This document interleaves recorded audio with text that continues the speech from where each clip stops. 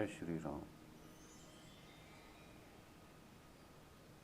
आगे श्रीमद् वाल्मीकि रामायण के युद्ध कांड में इंद्रजीत तथा लक्ष्मण जी के युद्ध के बारे में बताया गया है, जिसमें कि अंत में इंद्रजीत का वध होता है। सा हताशु महातेजा भूमौ तिष्ठन् निशाचरः इंद्रजीत परम क्रुद्धः संप्रज्वाल तेजसा। घोड़ों के मारे जाने पर पृथ्वी पर खड़े हुए महातेजस्वी निशाचर इंद्रजीत का बड़ा क्रोध बढ़ गया। वह तेज से प्रज्वलित सा हो उठा। इंद्रजीत और लक्ष्मण दोनों के हाथ में धनुष थे। दोनों अपनी अपनी विजय के लिए एक दूसरे के सम्मुख युद्ध में प्रवृत्त हुए थे। वे अपने बाणों द्वारा परस्पर वध की इच्छा रखकर वन में लड़ने के लिए निकले हुए दो गजराजों के समान एक दूसरे पर गहरी चोट करने लगे। वानर और राक्षस भी परस्पर संहार करते हुए इधर उधर दौड़ते रहे, परंतु अपने अपने स्वामी का साथ ना छोड़ सके। तदनंतर रावण कुमार ने प्रसन्न हो प्रशंसा करके राक्षसों का हर्ष बढ़ाते हुए कहा, श्रेष्ठ निशाचरों, चारों दिशाओं में अंधकार छा रहा है, अतः यहाँ अपने और प्राय की पहचान नहीं हो रही है, इसलिए मैं जाता हूँ। दूसरे रथ पर बैठकर शीघ्र ही युद्ध के लिए आऊँगा। तब तक तुम लोग वानरों को मुंह में डालने के लिए निर्भय होकर ऐसा युद्ध करो जैसे महातेजस्वी वानर नगर में प्रवेश करते समय मेरा सामना करने के लिए न आवें। ऐसे कहकर शत्रुहंता रावण कुमार वानरों को चकमा दे रथ के लिए लंकापुरी में चला गया। उसने एक स्वर्णभूषित सुंदर रथ को सजाकर उसके ऊपर प्रास, खड़ग और बाण आदि आवश्यक सामग्री रखी और फिर उसमें उत्तम घोड़े जुतवाए और अश्व हाँकने की विद्या के जानकार और हितकर उपदेशी देने वाले सारथी को उस रथ पर बिठाकर वह महातेजस्वी समर विजय रावण कुमार स्वयं भी उस रथ पर आरूढ़ हुआ। फिर प्रमुख राक्षसों को साथ ले वीर मंदोदरी कुमार काल शक्ति से प्रेरित हो नगर से बाहर निकला। नगर से बाहर निकलकर इंद्रजीत ने अपने वेगशाली घोड़ों द्वारा विभीषण सहित लक्ष्मण पर बलपूर्वक धावा किया। रावण कुमार को रथ पर बैठा देख सुमित्रा नंदन लक्ष्मण, महाक्रमी वानरगण और राक्षस राज विभीषण सबको बड़ा विस्मय हुआ। सभी उस बुद्धिमान निशाचर की फुर्ती को देखकर दंग रह गए। तत्पश्चात क्रोध से भरे हुए रावण पुत्र ने अपने बाण समूह द्वारा रणभूमि में सैकड़ों और हजारों वानर युद्धपतियों का गिराना प्रारंभ किया। युद्ध विजयी रावण कुमार ने अपने धनुष को इतना खींचा कि वह मंडलाकार बन गया। उसने कुपित हो बड़ी शीघ्रता के साथ वानरों का संहार आरंभ किया। उसने नराचों को मार खाते हुए भयानक पराक्रमी वानर सुमित्रा कुमार लक्ष्मण की शरण में आए, मानो प्रजा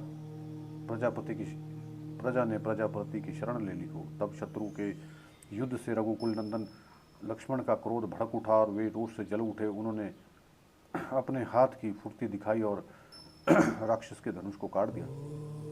यह देख उस निशाचर ने तुरंत ही दूसरा धनुष लेकर उसकी प्रतंचा चढ़ाई, परंतु रावण ने 3 बाण मारकर उस धनुष को भी काट दिया। धनुष कट जाने पर विषधर सर्प के समान 5 भयंकर बाणों द्वारा सुमित्रा कुमार ने लक्ष्मण पुत्र की छाती में गहरी चोट पहुंचाई। उनके विशाल धनुष से छूटे हुए वे बाण इंद्रजीत का शरीर छेद कर लाल रंग के बड़े बड़े सर्प के समान पृथ्वी पर गिर पड़े। धनुष कट जाने पर उन बाणों की चोट खाकर मुंह से रक्त का वमन करते हुए रावण पुत्र ने पुनः एक मजबूत धनुष हाथ में लिया। उसकी प्रत्यंचा बहुत ही दृढ़ थी। फिर तो उसने लक्ष्मण को लक्ष्य करके बड़ी फुर्ती के साथ बाणों की वर्षा आरंभ कर दी, मानो देवराज इंद्र जल बरसा रहे हों। यद्यपि इंद्रजीत द्वारा की गई इन बाण की वर्षा को रोकना बहुत कठिन था, तब भी शत्रुदमन लक्ष्मण ने बिना किसी घबराहट के उसको रोक दिया। रघुकुल नंदन महातेजस्वी लक्ष्मण के मन में तनिक भी घबराहट नहीं थी। उन्होंने उस रावण कुमार को जो अपना पौरुष दिखाया वो अद्भुत सा ही था। उन्होंने अत्यंत कुपित हो अपने शीघ्र अस्त्र संचालन की कला का प्रदर्शन करते हुए उन समस्त राक्षसों को प्रत्येक के शरीर में 3-3 बाण मारकर घायल कर दिया और राक्षस राज के पुत्र इंद्रजीत को भी बाण समूह द्वारा गहरी चोट पहुंचाई। शत्रुहंता प्रबल शत्रु के बाणों से अत्यंत घायल हो इंद्रजीत ने लक्ष्मण पर बहुत बाण बरसाए, परंतु शत्रु वीरों का संहार करने वाले रथियों में श्रेष्ठ धर्मात्मा लक्ष्मण ने अपने पास तक पहुंचने से पहले ही उन बाणों को अपने तीखे सहायकों द्वारा काट डाला और रणभूमि में रथी इंद्रजीत के सारथी का मस्तक में झुकी हुई गांठ वाले भल्ल से उड़ा दिया। सारथी के ना रहने पर वहां उसके घोड़े व्याकुल नहीं हुए, पूर्ववत शांत भाव से रथ को ढोते रहे और विभिन्न प्रकार के पैंतरे बदलते हुए मंडलाकार गति से दौड़ लगाते रहे। और वह एक अद्भुत सी बात थी, सुदृढ़ पराक्रमी सुमित्रा कुमार लक्ष्मण अमर्ष के वशीभूत हो रण क्षेत्र में उन घोड़ों को भयभीत करने के लिए उन्हें बाणों से बेधने लगे।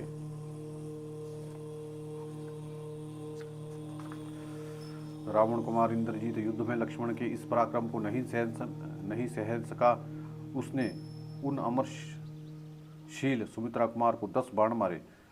वे वज्र तुल्य बाण सर्प के विष की भांति प्राणघाती थे, तथापि लक्ष्मण के सुनहरी कांति वाले कवच से टकराकर वहीं नष्ट हो गए। लक्ष्मण का कवच अभेद्य है, ऐसा जानकर रावण कुमार इंद्रजीत ने उसके ललाट में सुंदर पंख वाले 3 बाण मारे। उसने अपने अस्त्र चलाने की फुर्ती दिखाते हुए अत्यंत क्रोधपूर्वक उन्हें घायल कर दिया। ललाट में धंसे हुए बाणों से युद्ध की शलाघा रखने वाले रघुकुल नंदन लक्ष्मण संग्राम के मुहाने पर 3 शिखरों वाले पर्वत के समान शोभा पा रहे थे। उस राक्षस के द्वारा युद्ध में बाणों से इस प्रकार पीड़ित किए जाने पर भी लक्ष्मण उस टाइम तुरंत 5 बाणों का संधान किया और धनुष को खींचकर चलाए हुए उन बाणों के द्वारा सुंदर कुंडलों से सुशोभित इंद्रजीत के मुखमंडल को क्षत विक्षत कर दिया। लक्ष्मण और इंद्रजीत दोनों ही वीर महाबलवान थे। उनके धनुष भी बहुत बड़े थे। भयंकर पराक्रम करने वाले वे दोनों योद्धा एक दूसरे को बाणों से घायल करने लगे। इससे लक्ष्मण और इंद्रजीत दोनों के शरीर लहूलुहान हो गए। रणभूमि में वे दोनों वीर फूले हुए पलाश के वृक्षों की भांति शोभा पा रहे थे। उन दोनों धनुर्धर वीरों के मन में विजय पाने के लिए दृढ़ संकल्प था, अतः वे आपस में भिड़कर एक दूसरे के सभी अंगों को भयंकर बाणों का निशाना बनाने लगे। इस बीच समरोचित क्रोध से युक्त हुए रावण कुमार ने विभीषण के सुंदर मुख पर 3 बाणों का प्रहार किया, जिनके अग्रभाग में लोहे के फल लगे हुए थे। ऐसे 3 बाणों से राक्षस राज विभीषण को घायल करके इंद्रजीत ने उन सभी वानर युद्धपतियों पर एक एक बाण का प्रहार किया। इससे महातेजस्वी विभीषण को उस पर बड़ा क्रोध आया और उन्होंने अपनी गदा से उस दुरात्मा रावण कुमार के 4 घोड़ों को मार डाला, जिसका सारथी पहले ही मार चुका था और अब घोड़े भी मार डाले गए। उस रथ से नीचे कूदकर महातेजस्वी इंद्रजीत ने अपने चाचा पर शक्ति का प्रहार किया। उस शक्ति को आती देख सुमित्रा का आनंद बढ़ाने वाले लक्ष्मण ने तीखे बाणों से काट डाला और 10 टुकड़े करके उसे पृथ्वी पर गिरा दिया। तत्पश्चात सुदृढ़ धनुष धारण करने वाले विभीषण ने, जिसके घोड़े मारे गए थे, उस इंद्रजीत पर कुपित हो उसकी छाती में 5 बाण मारे, जिनका स्पर्श वज्र के समान दुसह था।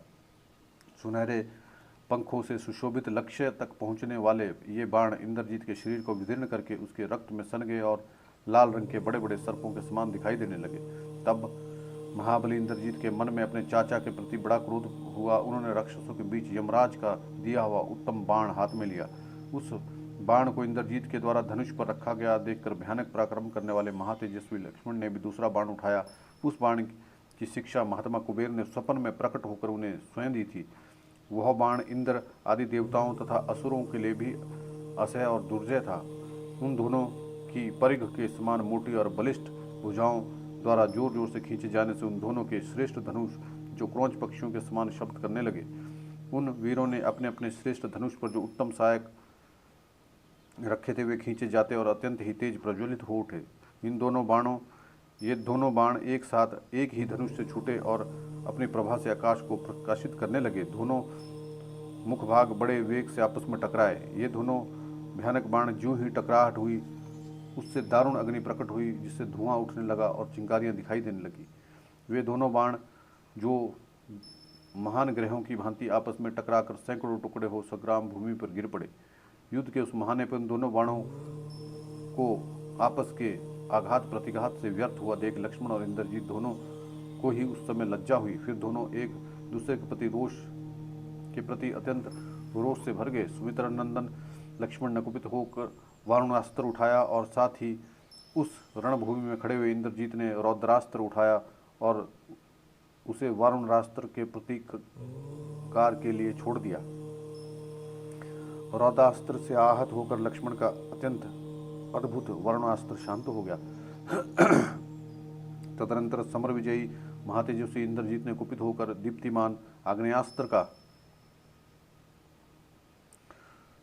संधान किया, मानो वह उसके समस्त लोगों को प्रलय कर देना चाहता हो, परंतु वीर लक्ष्मण ने सूर्यास्त्र के प्रयोग से उसे शांत कर दिया। अपने अस्त्र को प्रतिहत हो देखकर रावण कुमार इंद्रजीत अचेत सा हो गया। उसने आसुर नामक शत्रुनाशक तीखे बाण का प्रयोग किया। फिर तो उसके उस धनुष से चमकते हुए कूट, मुदगल, शूल, भुषुंडी, गदा, खड़ग और फरसे निकलने लगे। रणभूमि में उस भयंकर आसुरास्त्र को प्रकट हुआ देख तेजस्वी लक्ष्मण ने संपूर्ण अस्त्र शस्त्रों को विदीर्ण करने वाले महेशास्त्र का प्रयोग किया, जिससे समस्त प्राणी मिलकर भी निवारण नहीं कर सकते थे। उस महेशास्त्र के द्वारा उसने असुरास्त्र को नष्ट कर दिया। इस प्रकार उन दोनों में अत्यंत अद्भुत और रोमांचकारी युद्ध होने लगा। आकाश में रहने वाले प्राणी लक्ष्मण को घेर कर खड़े हो गए। भैरव गर्जना से गूंजते हुए वानरों और राक्षसों के उस भयानक युद्ध के छिड़ जाने पर आश्चर्यचकित हुए बहुसंख्यक प्राणी आकाश में खड़े हो गए और उनसे घिरे हुए उस आकाश की अद्भुत शोभा हो रही थी। ऋषि, पितर, देवता, गंधर्व, गरुड़, नाग भी इंद्र को आगे करके रणभूमि में सुमित्रा कुमार की रक्षा करने लगे। तत्पश्चात लक्ष्मण ने दूसरा उत्तम बाण अपने धनुष पर रखा, जिसका स्पर्श आग के समान जलाने वाला था। उसमें रावण कुमार को विदीर्ण करने की शक्ति थी। उसमें सुंदर पर लगे थे। उस बाण का सारा अंग सुडौल और गोल था। उसकी गांठ भी सुंदर थी। वह बहुत ही मजबूत और स्वर्ण से भूषित था। उसमें शरीर को चीर डालने की क्षमता थी। उसे रोकना अत्यंत कठिन था। उसके आघात को सह लेना भी बहुत मुश्किल था। वह राक्षसों को भयभीत करने वाला तथा विषधर सर्प की भांति शत्रु के प्राण लेने वाला था। देवताओं द्वारा उस बाण की सदा ही पूजा की गई थी। पूर्व काल में देवासुर संग्राम में हरे रंग के घोड़ों से युक्त रथ वाले पराक्रमी, शक्तिमान और महातेजस्वी इंद्र ने उसी बाण से दानवों पर विजय पाई थी। उसका नाम था इंद्रास्त्र। वह युद्ध में के अवसरों में कभी पराजित या असफल नहीं होता था। शोभा संपन्न वीर सुमित्रा कुमार लक्ष्मण ने अपने उत्तम धनुष पर उस श्रेष्ठ बाण को रखकर उसे खींचते हुए अपने अभिप्राय को सिद्ध करने वाली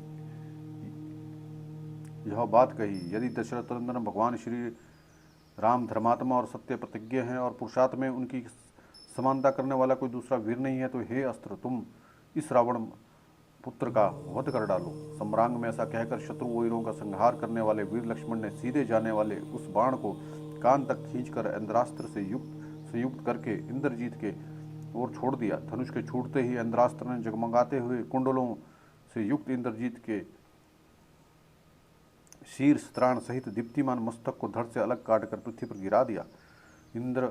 राक्षस पुत्र इंद्रजीत का कंधे तक कटा हुआ वह विशाल सिर, जो खून से लथपथ हो चुका था, भूमि पर स्वर्ण के समान दिखाई देने लगा।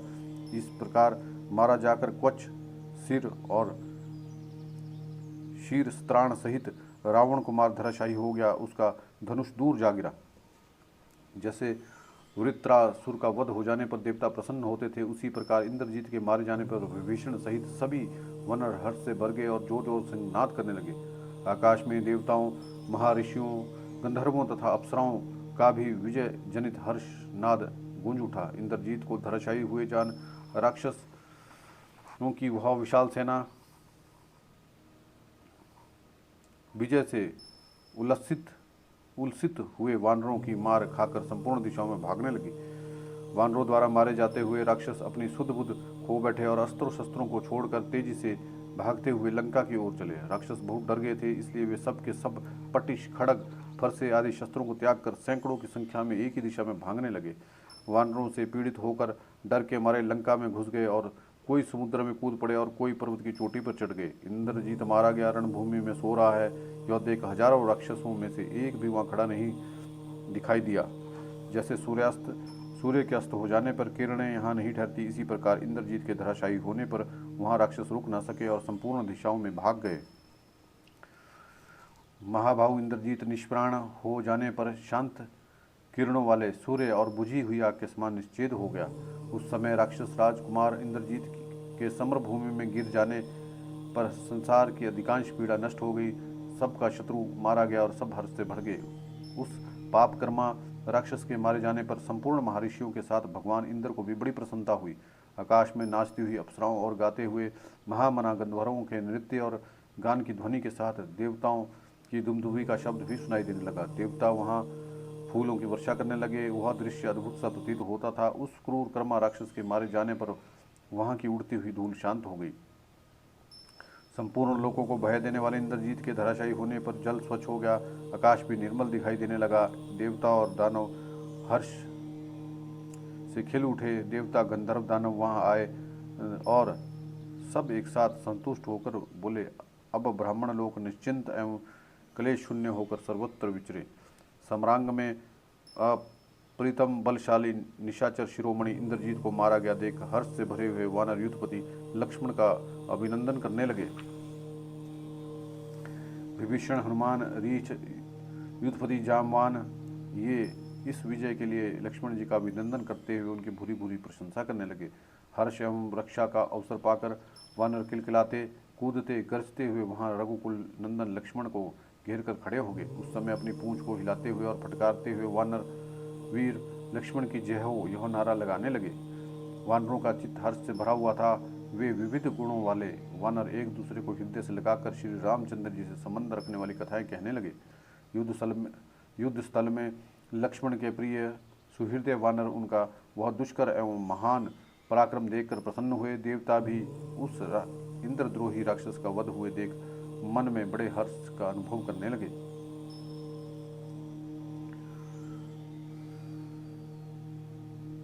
संग्राम भूमि में शत्रु विजयी इंद्रजीत का वध करके रक्त से भीगे हुए शरीर वाले शुभ लक्ष्मण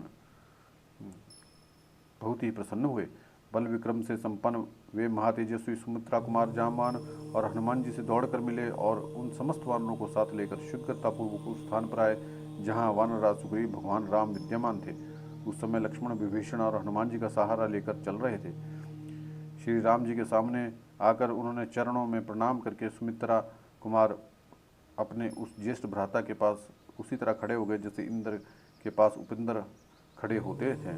उस समय वीर विभीषण प्रसन्नतापूर्वक लौटने के द्वारा शत्रु के मारे जाने की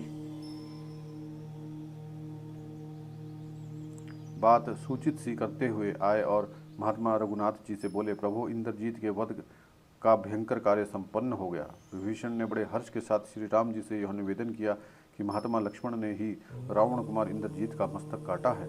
लक्ष्मण के द्वारा इंद्रजीत का वध हुआ है। यह समाचार सुनते ही महापराक्रमी श्री रामचंद्र जी को अनुपम हर्ष प्राप्त हुआ और इस प्रकार बोले, शाबाश लक्ष्मण, मैं तुम पर बहुत प्रसन्न हूँ। आज तुमने बड़ा दुष्कर पराक्रम किया है। रावण पुत्र इंद्रजीत के मारे जाने से तुम यह निश्चित समझ लो कि अब हम लोग युद्ध में जीत गए। यश की वृद्धि करने वाले लक्ष्मण लज्जा रहे थे, किंतु पराक्रमी श्री राम ने उन्हें बलपूर्वक खींचकर गोद में ले लिया और बड़े स्नेह से उनका मस्तक सूंघा। शस्त्रों के आघात से पीड़ित हुए स्नेह बंधु लक्ष्मण को गोद में बिठाकर अपने हृदय से लिगवाकर वे बड़े प्यार से उनकी ओर बारंबार देखने लगे। लक्ष्मण अपने शरीर में धंसे हुए बाणों के द्वारा अत्यंत पीड़ित थे। उनके अंगों में जगह जगह घाव हो गया था। वे बारंबार लंबी सांस खींच रहे थे।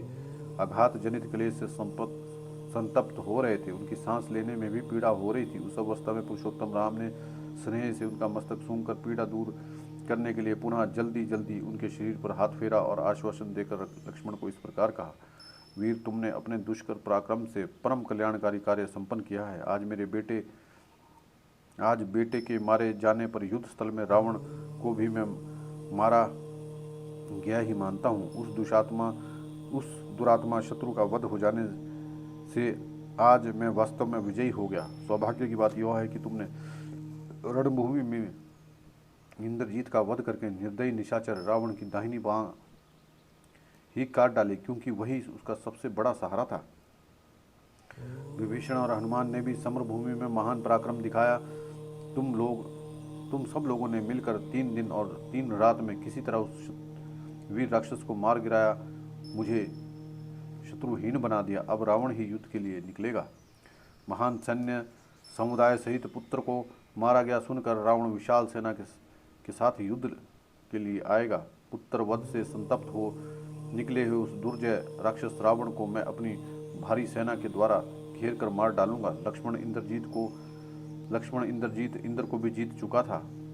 जब उसे भी तुमने रणभूमि में मार गिराया, तब तुम जैसे रक्षक और सहायक के होते हुए मुझे सीता और भूमंडल के राज्य को प्राप्त करने में कोई कठिनाई नहीं होगी।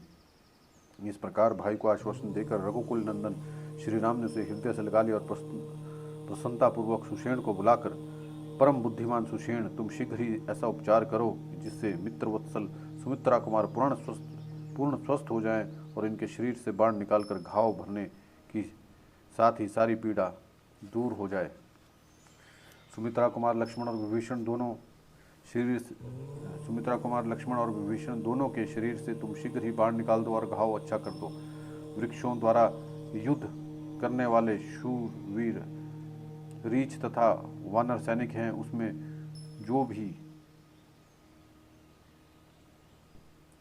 उसमें भी जो दूसरे लोग बाणों से बिंधे हुए हैं, उन्हें घायल होकर युद्ध कर रहे हैं, उन सभी को तुम प्रतन करके सुखी और स्वस्थ कर दो। महात्मा श्री राम के ऐसा कहने पर वानर युद्धपति सुषेण ने लक्ष्मण की नाक में एक उत्तम औषधि लगा दी। उसके सूंघने से ही लक्ष्मण के शरीर से बाण निकल गए और उसकी सारी पीड़ा दूर हो गई। उसके शरीर में जितने घाव थे वो भी सब भर गए। श्री रामचंद्र जी की आज्ञा से सुषेण ने विभीषण आदि सुहृदय तथा समस्त वानर शिरोमणियों की तत्काल चिकित्सा की। फिर तो क्षण भर में बाण निकल जाने और पीड़ा दूर हो जाने से सुमित्रा कुमार स्वस्थ एवं निरोगी हो हर्ष का अनुभव करने लगे। उसी समय भगवान श्री राम वानरराज सुग्रीव, विभीषण तथा पराक्रमी ऋषिराज जामंत लक्ष्मण को निरोगी होकर खड़ा हुआ देख सेना सहित बड़े प्रसन्न हुए। दशरथ नंदन महात्मा श्री राम ने लक्ष्मण के उस अत्यंत दुष्कर पराक्रम की पुनः भूरी भूरी प्रशंसा की। इंद्रजीत युद्ध में मारा गया है, यह सुनकर वानरराज सुग्रीव को बड़ी प्रसन्नता हुई।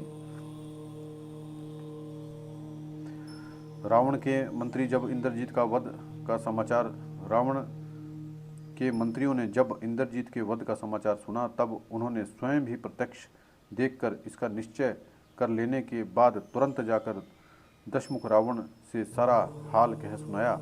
वे बोले, महाराज, युद्ध में विभीषण की सहायता पाकर लक्ष्मण ने आपके महातेजस्वी पुत्र को हमारे सैनिकों के देखते देखते मार डाला, जिसने देवताओं के राजा इंद्र को भी परास्त कर दिया था, और पहले युद्ध में जिसकी कभी पराजय नहीं हुई थी, वही आपका शूरवीर पुत्र इंद्रजीत शौर्य संपन्न लक्ष्मण के साथ भिड़कर उनके द्वारा मारा गया। वह अपने बाणों द्वारा लक्ष्मण को पूर्ण तृप्त करके उत्तम लोक में गया है। युद्ध में अपने पुत्र इंद्रजीत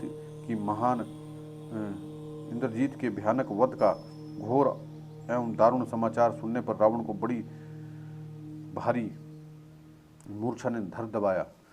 फिर दीर्घ काल के बाद होश में आकर प्रवर राजा रावण पुत्र शोक से व्याकुल हो गया। उसकी सारी इंद्रियां अकुला उठी और दीनतापूर्वक विलाप करने लगा। हा पुत्र, हा राक्षस सेना के महाबली कर्णधार, तुम तो पहले इंद्र पर भी विजय पा चुके थे, आज फिर लक्ष्मण के वश में कैसे पड़ गए? बेटा, तुम जो कुपित होने पर अपने बाणों से काल और अंतक को भी विदीर्ण कर सकते थे, मंदराचल के शिखरों को भी तोड़ फोड़ सकते थे, फिर युद्ध में लक्ष्मण को मार गिराना तुम्हारे लिए कौन सी बड़ी बात थी? माँ बाव, आज सूर्य के पुत्र प्रेतराज यम का महत्व मुझे अधिक जान पड़ता है, जिन्होंने तुम्हें भी काल धर्म से संयुक्त कर दिया। समस्त देवताओं में भी अच्छे योद्धाओं का यही मार्ग है, जो अपने स्वामी के लिए युद्ध में मारा जाता है, वही लोग स्वर्ग में जाते हैं। आज समस्त देवता, लोकपाल, महर्षि इंद्रजीत का मारा जाना सुनकर निडर हो सुख की नींद सो सकेंगे। आज तीनों लोग काननों सहित यह सारी पृथ्वी भी अकेले इंद्रजीत के ना होने से सूनी सी दिखाई देती है।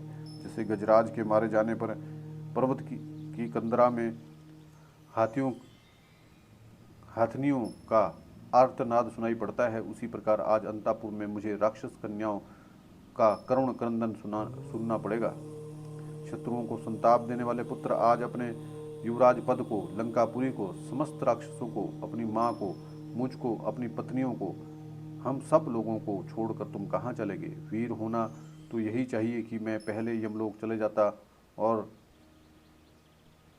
तुम यहाँ रहकर मेरे प्रेत कार्य करते, परंतु तुम विपरीत अवस्था में स्थित हो गए। तुम परलोकवासी हो गए और मुझे तुम्हारा प्रेत कार्य करना पड़ेगा। हाय राम, लक्ष्मण और सुग्रीव अभी जीवित है, ऐसी अवस्था में मेरा हृदय का कांटा निकाले बिना ही तुम हमें छोड़कर कहाँ चले गए? इस प्रकार आर्तभाव से विलाप करते हुए राक्षस राज रावण के हृदय में अपने पुत्र का वध का स्मरण करते महान क्रोध का आवेश हुआ। एक तो वह क्रोध से ही स्वभावी था, दूसरे पुत्र की चिंताओं ने उसे उत्तेजित कर दिया, जलते हुए को और भी जला दिया। जैसे सूर्य की किरणें ग्रीष्म ऋतु में उसे अधिक प्रचंड बना देती हैं। ललाट में टेढ़ी भुएं के कारण उसी तरह शोभा पाता था जैसे प्रलय काल में मगरों और बड़ी बड़ी लहरों से महासागर सुशोभित होता था। जैसे वृत्रासुर के मुख से धूम सहित अग्नि प्रकट हुई थी, उसी तरह रोष की झमाई लेते हुए रावण के मुख से प्रकट रूप में धूम युक्त प्रलुज अग्नि निकलने लगी। अपने पुत्र के वध से संतप्त हुआ शूरवीर रावण सहसा क्रोध के वशीभूत हो गया और उसने बुद्धि से सोच विचार कर विधेय कुमारी सीता को मार डालना ही अच्छा समझा। रावण की आंखें तो एक स्वभाव से लाल ही थी, दूसरी क्रोधाग्नि ने उन्हें और भी रक्त वर्ण की बना दिया। अतः उसके वे दीप्तिमान नेत्र महान घोर प्रतीत होते थे। रावण का रूप स्वभाव से भयंकर था। उस पर क्रोधाग्नि का प्रभाव पड़ने से वो और भी भयानक हो चला और कुपित हुए रुद्र के समान दुर्जय प्रतीत होने लगा। क्रोध से भरे हुए उस निशाचर के नेत्रों में आंसू की बूंदें गिरने लगी, मानो जलते हुए दीपकों की लौ के साथ ही तेल के बिंदु झड़ रहे हों। वो दांत पीसने लगा। उस समय उसने दांतों के कटकटाने का जो शब्द सुनाई देता था वह समुद्र मंथन के समय दानवों द्वारा खींचे जाने हुए मंथन यंत्र रूपी मंदराचल की ध्वनि के समान जान पड़ता था। काल अग्नि के समान अत्यंत कुपित हो वह जिस जिस दिशा में दृष्टि डालता था उस दिशा में खड़े हुए राक्षस भयभीत हो खंबे आदि की ओट में छिप जाते थे। चराचर प्राणियों को ग्रस लेने की इच्छा वाले कपुत काल के समान संपूर्ण दिशाओं की ओर देखते हुए रावण के पास राक्षस नहीं जाते थे, उसके निकट जाने का साहस नहीं करते थे। तब अत्यंत कुपित हुआ राक्षस राज रावण युद्ध में राक्षसों को स्थापित करने की इच्छा से उनके बीच में खड़ा होकर बोला, निशाचरों, मैं सहस्त्रों वर्षों तक कठोर तपस्या करके विभिन्न तपस्याओं की समाप्ति पर स्वयं ब्रह्मा को संतुष्ट किया है। उस तपस्या के फल से ब्रह्मा की कृपा से मुझे देवताओं और असुरों की ओर से कभी भय नहीं है। मेरे पास ब्रह्मा जी का दिया हुआ कवच है जो सूर्य के समान दमकता रहता है। देवताओं और असुरों के साथ घटित हुए मेरे संग्राम के अवसरों पर वह वज्र के समान प्रहार से भी नहीं टूट सकता है। इसलिए मैं आज युद्ध के लिए तैयार हो रथ पर बैठकर रणभूमि में खड़ा हूँ, तो मेरा कौन सामना कर सकता है? साक्षात इंद्र ही क्यों ना हो, वो मुझसे युद्ध करने का साहस नहीं रख सकता। इन दिनों देवासुर संग्राम में प्रसन्न हुए ब्रह्मा ने मुझे जो बाण सहित विशाल धनुष प्रदान किया था, आज मेरे उसी भयानक धनुष को सैकड़ों मंगलवाद्यों की ध्वनि के साथ महासमर में राम और लक्ष्मण का वध करने के लिए उठाया जाए। उस पुत्र के वध से संतप्त हो क्रोध के वशीभूत हुए क्रूर रावण ने अपनी बुद्धि से सोच विचार कर सीता को मार डालने का निश्चय कर लिया। उसकी आंखें क्रोध से लाल हो गई और आकृति अत्यंत भयानक दिखाई देने लगी। वह सब और दृष्टि डालकर पुत्र के लिए दुखी हो दीनतापूर्वक स्वर करने वाले संपूर्ण निशाचरों से बोला, मेरे बेटे ने माया से केवल वानरों को चकमा देने के लिए एक आकृति को यह सीता है ऐसा कहकर दिखाया और झूठे से ही उसका वध कर दिया था। सो आज उस झूठ को मैं सत्य करके दिखाऊंगा और ऐसा करके मैं अपना प्रिय काम करूंगा। उस क्षत्रिय धम राम में अनुचर रखने वाली सीता का नाश कर डालूंगा। मंत्रियों से ऐसा कहकर उसने शीघ्र ही तलवार हाथ में ले ली और खड़को चित गुणों से युक्त और आकाश के समान निर्मल कांति वाली थी। उससे म्यान से निकालकर पत्नी और मंत्रियों से घिरा हुआ रावण बड़े वेग से आगे निकला। पुत्र शोक से उसकी चेतना अत्यंत आकुल हो गई थी। वह अत्यंत कुपित हो तलवार लेकर सहसा उस स्थान पर जा पहुंचा जहां मिथिलेश कुमारी सीता मौजूद थी। उधर जाते हुए राक्षस को देखकर उसके मंत्री सिंहनाद करने लगे। वे रावण को रोष से भरा देख एक दूसरे का उल्लंघन करते हुए बोले, आज इसे देखकर वे दोनों भाई राम और लक्ष्मण व्यथित हो उठेंगे, क्योंकि कुपित हो जाने पे इस राक्षस राज ने इंद्र आदि चारों लोकपालों को जीत लिया था। दूसरे भूत से शत्रुओं को युद्ध में मार गिराया था। तीनों लोकों में जो रतन भूत पदार्थ हैं उन सबको लाकर रावण भोग रहा है। भूमंडल में इसके समान पराक्रमी और बलवान कोई दूसरा नहीं है। वे इसी प्रकार बातचीत कर रहे थे कि क्रोध से अचेत सा हुआ रावण अशोक वाटिका में बैठी हुई विदेह कुमारी सीता का वध करने के लिए दौड़ा। उसके हित का विचार करने वाले सुहृदय उस रोष से भरे हुए रावण को रोकने की चेष्टा कर रहे थे, तो भी वह अत्यंत कुपित हो आकाश में कोई क्रूर ग्रह रोहिणी नामक नक्षत्र पर आक्रमण करता हो उसी तरह सीता की ओर दौड़ा। उसी समय सती साध्वी सीता राक्षसों के संरक्षण में थी। उन्होंने देखा क्रोध से भरा हुआ एक राक्षस एक बहुत ही बड़ी तलवार लिए मुझे मारने आ रहा है। यद्यपि उसके सूर्यदेव उसे बार बार रोक रहे थे तो भी वो लौटता नहीं दिखाई दे रहा था। इस तरह तलवार लेकर रावण को आता देख जनक नंदिनी के मन में बड़ी व्यथा हुई। सीता दुख में डूब गई और विलाप करती हुई इस प्रकार बोली, यह दुर्बुद्धि राक्षस जिस तरह कुपित हो स्वयं मेरी ओर दौड़ आ रहा है, इसे जान पड़ता है यह सनाथा होने पर भी मुझे अनाथा की भांति मार डालेगा। जय श्री राम।